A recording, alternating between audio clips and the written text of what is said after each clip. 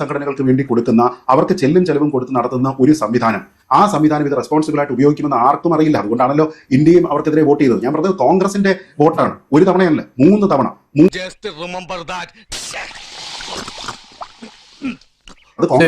Baby, ആണവ സമ്പുഷ്ടീകരണത്തിന്റെ കാര്യത്തിൽ പോലും ഇറാനെതിരെ നിലപാടെടുത്തിട്ടുള്ള കോൺഗ്രസ് എന്തുകൊണ്ടാണ് ഇപ്പോൾ അതേ നിലപാട് തന്നെ ഇന്ത്യ എടുക്കുമ്പോൾ, മോദി സർക്കാരിന്റെ കീഴിൽ എടുക്കുമ്പോൾ അതിനെ വിമർശിക്കുന്നത്? അതല്ലേടോ നമ്മുടെ അടവ് നയം. ആർട്ടിക്കിൾ 51 കൃത്യമായി പറഞ്ഞിട്ടുണ്ട്, അന്താരാഷ്ട്ര സമാധാനം പ്രോത്സാഹിപ്പിക്കാൻ ആവശ്യമുള്ള നടപടികൾ സ്വീകരിക്കണം. നീ കിടന്നതിന് ഉരുളൊന്നും വേണ്ട. യുറേനിയം എൻറിച്ച്മെന്റ് തെറ്റാണ് എന്ന് കോൺഗ്രസിന് ഒരു അഭിപ്രായം ഉണ്ടായിരുന്നോ ഇല്ലയോ? ഇപ്പോഴും കോൺഗ്രസിന് അഭിപ്രായം ഉണ്ടോ ഇല്ലയോ? ന്യൂക്ലിയർ ബോംബിലേക്ക് അവർ പോകുന്ന വഴിയുണ്ടെങ്കിൽ നമ്മളതിന് തടയണം. അങ്ങനെ തോന്നിയത് കൊണ്ടല്ലേ കോൺഗ്രസ് വോട്ട് ചെയ്തത്? നീ എവിടെയെങ്കിലും ഉറച്ചു നിൽക്കണം. അതുകൊണ്ടാണല്ലോ ഈ ഇറാന്റെ മേൽ ഉപരോധം ഏർപ്പെടുത്തിയപ്പോൾ അതിനെ ഞങ്ങൾ വിമർശിച്ചിട്ടില്ല. ആ ഉപരോധം ഏർപ്പെടുത്തിയത് നമ്മൾ പിന്തുണച്ചിട്ടുണ്ട്. അപ്പൊ ഇറാനെ നിങ്ങൾ കുറ്റം പറയല്ലേ?